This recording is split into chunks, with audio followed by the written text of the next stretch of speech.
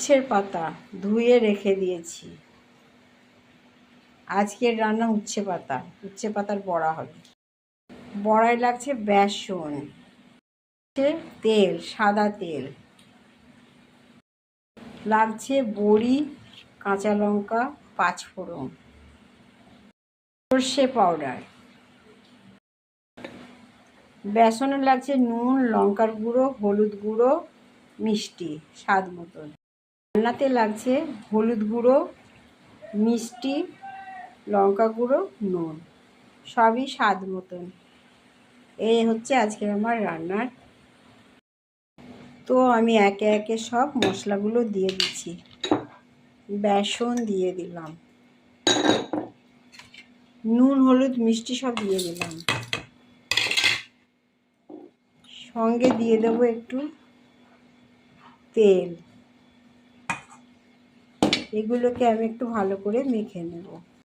কড়াই বসিয়ে দিয়েছি, দিয়ে দিচ্ছি তেল। জল ছিল বন্ধুরা কড়াইয়ে। দেখো উচ্ছে পাতাগুলো বেসনে আমি ডুবিয়ে নিচ্ছি। তেল হয়ে গেছে। দেখো দিয়ে দিলাম। কেমন সুন্দর হবে দেখো। একটা একটা করে ভাজতে হবে,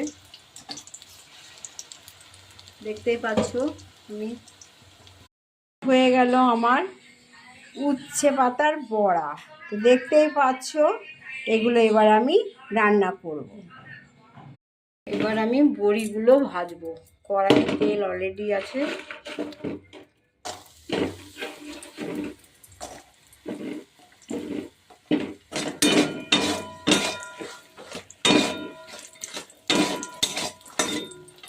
বড়ি ভাজা হয়ে গেছে।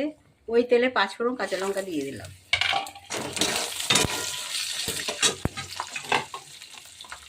দিয়ে দিলাম আমি মশলাগুলো একে একে সব। লঙ্কাগুলো ফাটছে। দিয়ে দিলাম আমার বড়াগুলো।